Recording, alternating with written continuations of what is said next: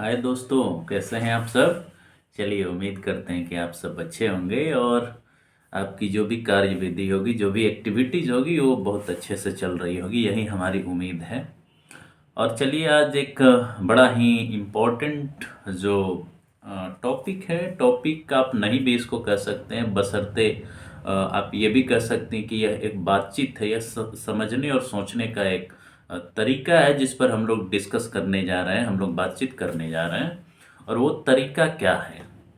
जैसे अगर हम कोई कहता है कि अगर कोई व्यक्ति है या कोई संस्थान है, कोई इंस्टीट्यूशन है या कोई ग्रुप है, वो क्लास भी हो सकता है, कास्ट ग्रुप भी हो सकता है, कम्युनिटी हो सकता है, कोई देश या कोई रिलीजियस ऑर्डर हो सकता है। ये भी सारे संस्थान में ही आते हैं, एक सामाजिक या आर्थिक या राजनीतिक व्यवस्था के रूप में हम इसको जानते हैं। अब सवाल ये आती है कि कोई भी परिस्थिति, कोई भी प्रॉब्लम, कोई भी इशू, उसको कौन सा व्यक्ति या कोई संस्थान या कोई व्यवस्था उसको कैसे समझेगी? उसे समझने का जो तौर तरीका होता है वो कहाँ से डिसाइड होता है? इसी इसी चीज़ के बारे में हम आज बात करना चाहते हैं आपसे। और जिसको हम लोग इंग्लिश में एक टर्म यूज कर सकते हैं या करते हैं, वर्ल्ड व्यूज़ या विश्व दृष्टि। हर व्यक्ति का, हर संस्थान का, क्योंकि संस्थान व्यक्तियों से बनता है, समाज व्यक्तियों से बनता है, उसके केंद्र में व्यक्ति होता है। राष्ट्र भी अगर है तो व्यक्तियों का समूह है, देश अगर है तो वो भी व्यक्तियों का समूह है।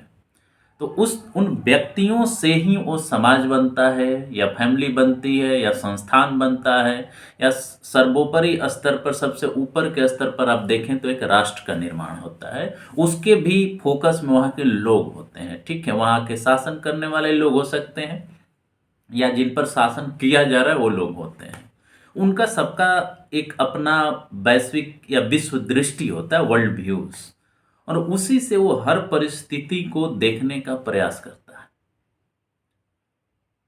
जैसे एक एग्जाम्पल के तौर पर लीजिए, जैसे हम लोग कहते हैं कि क्लाइमेट चेंज या इन्वायरमेंटल क्राइसिस, जो जलवायु परिवर्तन या ग्लोबल वार्मिंग, ये सारी जो परिस्थितियां हैं वो साइंटिफिकली घटित हो रही हैं। ठीक है, जैसे प्रदूषण बढ़ रहा है, ग्लोबल वार्मिंग बढ़ रहा है, ये लोग फील भी कर रहा है। तो एक वर्ग जो होता है, एक लोगों का समूह जो होता है, वो कहता है कि क्लाइमेट चेंज हो रहा है। उसमें जो कॉरपोरेट है, मतलब या कह सकते हैं कंपनीज हैं या बड़े बड़े बिजनेसमैन हैं या लोग हैं, वो शामिल हैं इस क्लाइमेट चेंज को करने में, ये परेशानी को, इस परेशानी को लाने में, जिसकी वजह से क्लाइमेट चेंज हो रहा है, जिसके वजह से इतनी गर्मी बढ़ रही है, इस जिसके वजह से इतने बाढ़ आ रहे हैं, ड्रॉट्स आ रहे हैं, सूखा पड़ रहा है, जब बारिश नहीं होना चाहिए तब भी बारिश हो रहा है, गर्मी में बहुत गर्मी हो रहा है, ये सब कोई फील कर रहा है। और कहा जाता है कि ये जो फील करना है, चाहे ये समझना है कि जलवायु परिवर्तन हो रहा है और आने वाले समय में इसका बहुत बड़ा प्रभाव हम लार्जर स्केल पर देख सकते हैं, ये एक वर्ल्ड व्यू है जो कहता है कि हमें साइंस में विश्वास करना चाहिए। साइंस जो कहता है वो फैक्ट के बेसिस पर कहता है, एक्सपेरिमेंट के बेसिस पर कहता है, डेटा के बेसिस पर कहता है। वो कहता है कि हमें ध्यान देना होगा कि क्लाइमेट चेंज इस तरह से हो रहा है, इन्वायरमेंटल क्राइसिस इस तरीके से आ रही हैं, किस तरह से ग्लेशियर मेल्ट हो रहा है, क्या उसकी वजह है, उसका कुछ वो एविडेंस देगा, कुछ रीजन देगा, उसका कुछ कारण बताएगा। तो एक वो लोग होते हैं जो इसमें विश्वास करते हैं कि हाँ, क्लाइमेट चेंज हो रहा है, इसका कुछ साइंटिफिक एविडेंस है और हमें इकोनॉमी को, सोशल सिस्टम को, पॉलिटिकल सिस्टम को फिर से रिकंस्ट्रक्ट करना चाहिए, उसमें बदलाव किया जाना चाहिए, ताकि हम नए परिस्थिति में इन इन इन परेशानियों से, इन प्रॉब्लम से, इन कलामिटीज से हम लड़ सकें। एक दूसरा भी वर्ग होता है समाज में जिसका अलग वर्ल्ड व्यू होता है। उसको आप आइडियोलॉजी भी कह सकते हैं या वर्ल्ड व्यू आप कह सकते हैं। वो कहता है कि नहीं नहीं, ऐसा कुछ नहीं हो रहा है, ये जो जलवायु परिवर्तन है या क्लाइमेट क्राइसिस है, ये सब साइंटिस्ट या जो दूसरे आइडियोलॉजी के लोग हैं जो नहीं चाहते समाज में विकास हो, जो नहीं चाहते हैं कि सोसाइटी में पीस हो, जो नहीं चाहते हो कोई ग्रोथ हो, जो नहीं चाहते हैं कि डेवलपमेंट हो, ये उनका सब मनगढ़ंत कहानी है। ये साइंस कुछ नहीं है, ये सब झूठ है। और जो चल रहा है वो चलते रहना चाहिए। वो इस चीज को नहीं मानना चाहते और ना मानते हैं कि जो साइंस कह रहा है वो सही है। वो ये नहीं मानते कि क्लाइमेट चेंज जैसा कोई फिनोमिना हो रहा है। वो ये नहीं मानते कि समाज में इनइक्वालिटी है। वो मानते हैं कि ये अगर ग्रोथ होगा, डेवलपमेंट होगा तो ये उसका नतीजा है, इसलिए हमें वो सब टॉलरेट कर लेना चाहिए और हमें आगे बढ़ना चाहिए। ये वर्ल्ड व्यूज है। हम एग्जाम्पल आपको दे रहे थे। दूसरा एग्जाम्पल आप ले सकते हैं, जैसे कोई इंस्टीट्यूशन है, तो वो इंस्टीट्यूशन, जैसे एक एग्जाम्पल आप लीजिए, आजकल थिंक टैंक होते हैं, और वो थिंक टैंक का काम होता है बहुत सारे मामलों पर रिसर्च करना, उस पर बातचीत करना, उस पर डिस्कशन करना, डिबेट करना, और उसको लोगों के सामने रखना या सरकार के सामने रखना कि ये चीज़ें हो रही हैं और सरकार को क्या करना चाहिए, कैसे करना चाहिए, क्या रिस्पॉन्स होना चाहिए। लेकिन ऐसा नहीं है कि ये सारी चीज़ें जो हम कह रहे हैं ये सब न्यूट्रल है या वैल्यू न्यूट्रल हैं या ऑब्जेक्टिव है, वस्तुनिष्ठ हैं। कहते सब हैं, लेकिन उनके जब प्रक्रिया में आप जाएंगे, उनके फंडिंग पैटर्न को देखेंगे, उनके मेंबरशिप को देखेंगे, उनके बोर्ड्स को देखेंगे, एडिटोरियल बोर्ड्स को देखेंगे, एग्जीक्यूटिव बोर्ड्स को देखेंगे, तो आपको पैटर्न सीधे सीधे पता चलेगा कि उनका भी कुछ वर्ल्ड व्यूज होते हैं। जैसे एक एग्जाम्पल के तौर पर आप और एक एग्जाम्पल लीजिए कि अगर कोई थिंक टैंक या रिसर्च ऑर्गेनाइजेशन ये बात कहता है कि जो विकास हो रहा है उस विकास में इनइक्वालिटी जो है, अगर थोड़ा बहुत इनइक्वालिटी है या इनइक्वालिटी होने की वजह उसके कीमत पर आप ऐसे कह सकते हैं विकास हो रहा है, ग्रोथ हो रहा है, तो इनइक्वालिटी को हमें बर्दाश्त कर लेना चाहिए, टॉलरेट करना चाहिए। इनइक्वालिटी को खत्म करने के लिए रीडिस्ट्रीब्यूशन, हैबिट टैक्स की व्यवस्था नहीं करनी चाहिए। ये इस तरह का जो वर्ल्ड व्यू है या सोचने का तरीका है, ये कहां से आता है? ये इसी को हम लोग वर्ल्ड व्यूज कहते हैं। किसी भी समस्या को देखने का किसका क्या तरीका होता है, वही उसका वर्ल्ड व्यू है। How you are looking at the things, how you are looking at the problems, how you are looking around, उसका कारण आप क्या मानते हैं, उसको आप कैसे देखते हैं, उसका सॉल्यूशन क्या आप सुझाते हैं। जो इंस्टीट्यूशन का हमने एग्जाम्पल लिया, वो इनइक्वालिटी को एक्सेप्ट करने के बाद क्यों कह रहा है, वो ग्रोथ पर ज्यादा फोकस क्यों कर रहा है और डेवलपमेंट पर ज्यादा फोकस क्यों कर रहा है? क्योंकि वो उस वर्ग या समूह को रिप्रेजेंट कर रहा है जिसको इस प्रोसेस से, इस तरह के डेवलपमेंट से जहां पर इनइक्वालिटी हो, उससे वो फायदा है। वो उसको फायदा पहुंचाना चाहता है जिसके लिए वो काम कर रहा है। हमने कहा कि उसके बैकग्राउंड में जाकर के देखिए कि वो कहां से फंडिंग एक्सेप्ट करता है, उसको कौन फंडिंग देता है, उसके बोर्ड मेंबर्स कौन हैं, किनके बिहाफ पर वो काम करते हैं, कहां से आए हैं। जब आप ये देखेंगे तो आपको साफ साफ पता चलेगा कि ये इंस्टीट्यूशन किनके बिहाफ पर काम कर रहा है और किस वर्ल्ड व्यू को रिप्रेजेंट कर रहा है, किस आइडियोलॉजी को रिप्रेजेंट कर रहा है। ये आइडियोलॉजी या वर्ल्ड व्यू ना बहुत इंपॉर्टेंट है। हमारे पिछले वीडियो में आप देखिएगा कि आइडियोलॉजी के बारे में हमने बात की थी, उसमें कहा था कि आइडियोलॉजी बहुत सारी चीजों को छुपाती हैं। वो सामने कुछ और बोलती हैं, लेकिन उसके बैकग्राउंड में या उसके अंदर जो है, जो उनकी प्रोसेस होती है, उनकी डायनेमिक्स होती है, वो बिल्कुल अलग होता है, इंटेंशन अलग होता है, कहा कुछ और जाता है। उसी तरह से इन सारे इंस्टीट्यूशंस के भी उसमें कोई अगर रिसर्च इंस्टीट्यूशन है तो इसका मतलब ये नहीं कि वो ऑब्जेक्टिव है, वो बायस्ड हो सकता है। और बायस, उसका बायसनेस या उसका इंटरेस्ट इस बात से तय होता है कि उसको फंडिंग कौन कर रहा है, उसके मेंबर्स कौन है, उसकी फंडिंग आ कहां से रही है, किस तरह के लोग उसमें शामिल हैं, किस तरह का आइडियोलॉजी है उसका।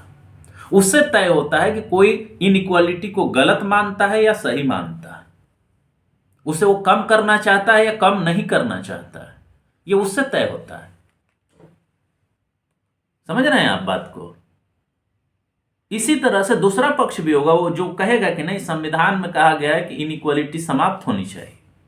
निश्चित तौर पर उसको पूरी तरह से समाप्त करने की बात, इनइक्वालिटी को समाप्त करने की बात इस रूप में नहीं कही गई है, लेकिन उसे कम करने की जरूर बात आती है कि उसको धीरे धीरे धीरे धीरे हमें कम करना चाहिए। और ये जो बात कहता है कोई व्यक्ति, तो उसका भी एक अपना वर्ल्ड व्यू है। वो लिबरल हो सकता है,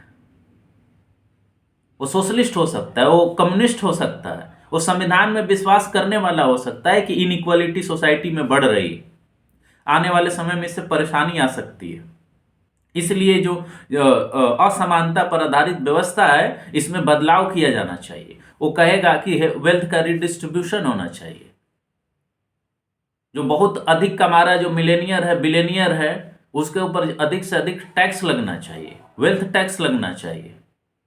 जो टेक्नोलॉजी का डेवलपमेंट हो रहा है उसका डिस्ट्रीब्यूशन सुनिश्चित किया जाना चाहिए कि सबके हाथों में टेक्नोलॉजी का एक्सेस पहुंचे। ये भी एक वर्ल्ड व्यू है, ये भी एक आइडियोलॉजी है। इवन जो सरकारें हैं, वो सरकार भी किसी न किसी आइडियोलॉजी से चलती है, वर्ल्ड व्यू से चलती है। उसी वर्ल्ड व्यू के बेसिस पर वो रिसोर्सेज का डिस्ट्रीब्यूशन करती है। कहा जरूर जाता है कि हमारे यहाँ संविधान की सर्वोच्चता है, लेकिन संविधान का जो फंक्शनिंग है, वो फंक्शनिंग का कलरिंग जो है, the colouring of constitution, the colouring of constitutional provisions, उसी में लपेट दिया जाता है जो शासक वर्ग का वर्ल्ड व्यू होता है। और इसीलिए कहा जाता है कि संविधान के रहते हुए भी इस देश में जिस विचारधारा की सरकार होती है, संविधान का रंग रूप भी वैसा ही बन जाता है, संवैधानिक व्यवस्था का रूप रंग वही बन जाता है।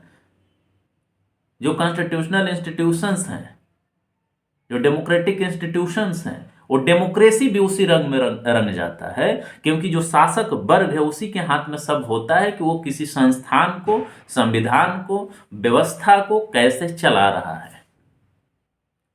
इसलिए दोस्तों, ये बात हम इसलिए आपसे कर रहे हैं क्योंकि जब आप किसी संस्थान के बारे में समझें या जानें, तो उसके बारे में, उसके बैकग्राउंड को चेक करें कि इस देश में अगर किसी की सत्ता है तो उसका वो डोमिनेंट आइडियोलॉजी है, उस समय के लिए वो डोमिनेंट आइडियोलॉजी है जिस समय वो सत्ता चल रही होती। सारी संस्थाएं, बहुत कम संस्थाएं होती हैं जो सरकार के प्रति, जो विचारधारा है, जिस विचारधारा की सरकार है उसके प्रति कमिटेड ना हो। कमिटेड, आप ब्यूरोक्रेसी, कमिटेड जुडिशरी का भी बात आप सुनते हैं। ये कमिटेड शब्द जो है ना, बड़ा इंपॉर्टेंट है। क्या होता है कमिटेड जुडिशरी या कमिटेड ब्यूरोक्रेसी? ये इसी वर्ल्ड व्यू या जो सरकार की आइडियोलॉजी है या जो स्टेट की आइडियोलॉजी है उसके प्रति कमिटमेंट दिखाने वाली जुडिशरी चाहिए, उसके प्रति कमिटमेंट दिखाने वाली ब्यूरोक्रेसी होना चाहिए। जो लीडरशिप है वो लीडरशिप को यस केवल करे, वैसी ब्यूरोक्रेसी या जुडिशरी होनी चाहिए। बहुत कम लोग होते हैं जो रजिस्ट कर पाते हैं पावर को, और जब ये वर्ल्ड व्यू पावर के साथ जुड़ जाता है, पावर मतलब राज की सत्ता, जो पॉलिटिकल सिस्टम की जो सत्ता है, जब उसके साथ ये जुड़ जाता है तो बड़े ही खतरनाक, लेथल हो जाता है। और लोगों को वही बात मानना पड़ता है, सच वही माना जाता है, सच वही स्वीकार करना पड़ता है जो सत्ताधारी विचारधारा है या वर्ल्ड व्यू है या विश्व दृष्टि जो है जिसको हम कहते हैं, उसी को सच मानना पड़ता है, उसी को सच्चाई मानना पड़ता है, क्योंकि उस सत्ता के पास कानूनी तौर पर हिंसा करने का अधिकार होता है। जो हिंसक पावर है, पनिशमेंट देने का जो पावर है, वो स्टेट के पास होता है, राज्य के पास होता है। अगर उसके कहे में ना करिएगा तो आपको पनिशमेंट देना शुरू कर देगा, आपको प्रताड़ित करना शुरू कर देगा, आपको पनिशमेंट देना, जिसको राजद्रोह कहते हैं, वो देना शुरू कर देगा। तो इस वर्ल्ड व्यू का बहुत बड़ा रोल होता है आपके सोचने और समझने की जो तौर तरीके हैं, कैसे किसी फिनोमिना को आप समझ रहे हैं, कैसे किस फिनोमिना को आप देख रहे हैं, कैसे उसको अप्रोच कर रहे हैं, ये इस बात पर डिपेंड करता है कि आपका रिलेशन उस वर्ल्ड व्यू वाले विचारधारा से, the ideology of that world view, आपका आइडियोलॉजी के साथ कैसा संबंध है। अगर आपका संबंध उसके साथ समर्पण का नहीं है, अगर आपका संबंध उसके साथ स्वीकार करने का नहीं है, उसे अपनाने का नहीं है, तो आप निश्चित तौर पर दूसरा वर्ल्ड व्यू रखते हैं। और जब आप दूसरा वर्ल्ड व्यू रखते हैं तो सच्चाई भी, परेशानी भी, जो समस्याएं हैं वो भी, जो निदान है वो भी, वो आपको दूसरा दिखेगा। और जो दूसरी जो वर्ल्ड व्यू है या आइडियोलॉजी है उसको बिल्कुल दूसरा दिखेगा। समझ रहे हैं आप इस बात को? तो किसी भी डिसीजन को, किसी भी प्रॉब्लम को, किसी भी संस्थान को अगर वो कुछ कह रहा है कि ये सॉल्यूशन होना चाहिए, परेशानी यहाँ है, ये होना चाहिए या नहीं होना चाहिए, ये इस बात से तय होता है कि उसका वर्ल्ड व्यू क्या है। और ये वर्ल्ड व्यू कैसे पता चलेगा? इस वर्ल्ड व्यू को जानने के लिए किसी संस्थान का अगर आप जानना है तो उसका फंडिंग पैटर्न देखिए, वो कहाँ से क्रिएट किया गया, किसने क्रिएट किया है, कौन उस पद पर बैठा है। कोई न्यूट्रल नहीं है सत्ता के व्यवस्था में या सिस्टम में, कोई न्यूट्रल नहीं है। कहीं ना कहीं वो किसी न किसी वर्ल्ड व्यू से प्रभावित होता है और वो वर्ल्ड व्यू तय करता है कि किसका या किसी संस्थान का, किसी व्यक्ति का, किसी समूह का, किसी वर्ग का, किसी जातीय समूह का, सामुदायिक समूह का किसी भी समस्या के प्रति उसका अप्रोच क्या होगा। अगर वह दक्षिणापंथी विचारधारा का वर्ल्ड व्यू रखता है तो निश्चित तौर पर जो भी समस्या उसके सामने आएगी उसका सॉल्यूशन वो दक्षिणापंथी वाला देगा, उस समस्या का एक्सप्लेनेशन दक्षिणापंथी होगा। अगर वो लेफ्ट का व्यक्ति होगा तो उसके लिए वो समस्या बिल्कुल अलग तरह से दिखाई देगी, उसको वो अलग तरह से डिफाइन करेगा, उसको अलग तरह से समझेगा, उसका अलग तरह से सॉल्यूशन देगा।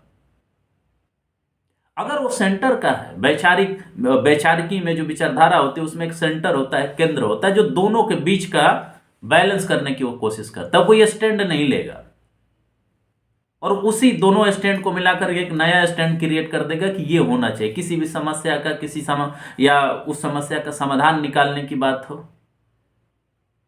तो जो वर्ल्ड व्यू होता है आपका, और ये वर्ल्ड व्यू एक दिन में तैयार नहीं होता है, इसमें एडुकेशन का भी बहुत बड़ा रोल है, आपके नर्चरिंग का बहुत बड़ा रोल है, आपके आपके सीखने, समझने, पढ़ने की जो प्रक्रिया है उसका बहुत बड़ा रोल है। अब कहाँ से आते हैं, किस सोशल बैकग्राउंड से आते हैं, किस पॉलिटिकल बैकग्राउंड से आते हैं, किस कल्चरल बैकग्राउंड से आते हैं, इस बात से भी तय होता है कि आपका वर्ल्ड व्यू क्या है।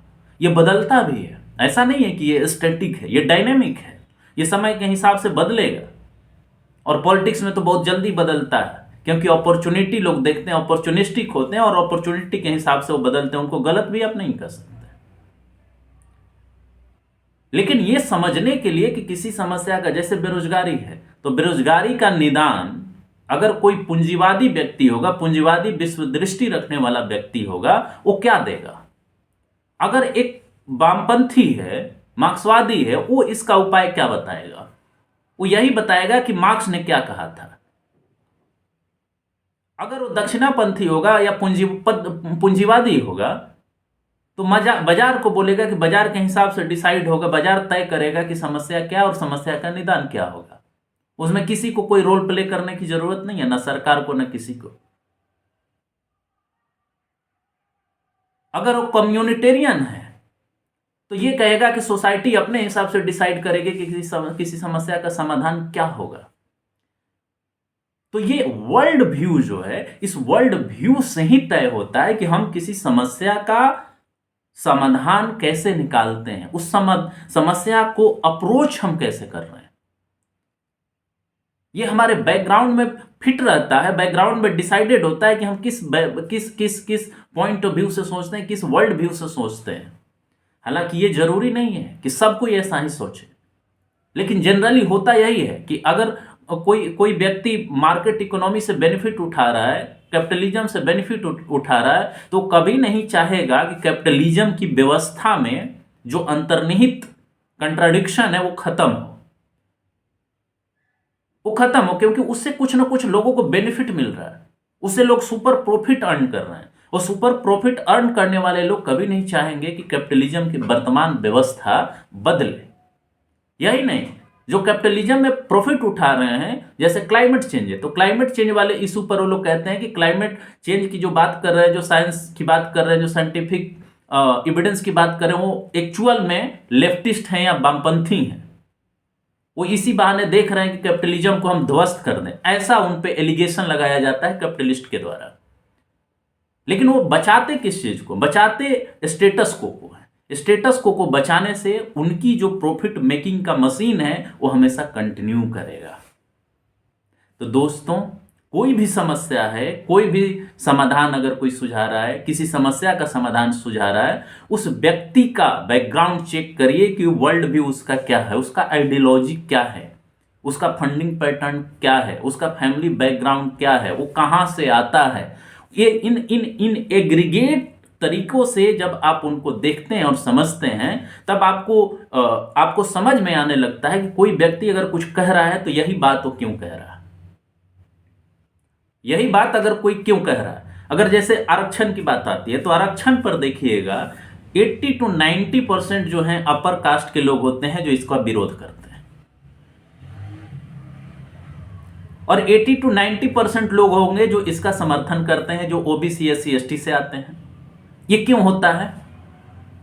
क्योंकि अपर कास्ट का वर्ल्ड व्यू बिल्कुल अलग है SC ST और OBC से, और OBC और SC ST का वर्ल्ड व्यू बिल्कुल अलग है क्योंकि वो डिप्राइव्ड है। जो अपर कास्ट है वो हमेशा से प्रिविलेज्ड रहा है और हमेशा वो प्रिविलेज को कंटिन्यू करने की बात करेगा, जबकि OBC और SC ST क्या बात करेगा? हमेशा बोलेगा कि नहीं, ये प्रिविलेज खत्म होना चाहिए और जो सिस्टम है उसमें बदलाव होना चाहिए, हमें हमारा हक मिलना चाहिए।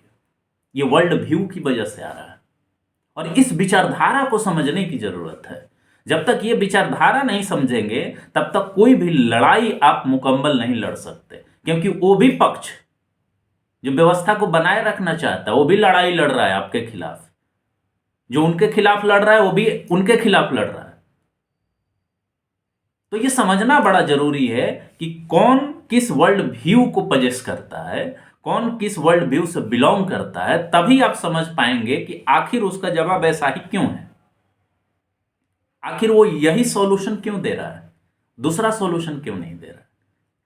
तो दोस्तों, ये वर्ल्ड व्यू पर हमारी बातचीत थी आपके साथ। अगर आपको ये वीडियो अच्छा लगे तो आप इसको सुने, लोगों में शेयर करें, हमारे चैनल को सब्सक्राइब करें और ज़्यादा से ज़्यादा लोगों तक इस वीडियो को पहुंचाएं। और इसी के साथ हमें इजाज़त दीजिए कि मैं अपनी बात को समाप्त करूं। नमस्कार, धन्यवाद, जय हिंद, जय भारत।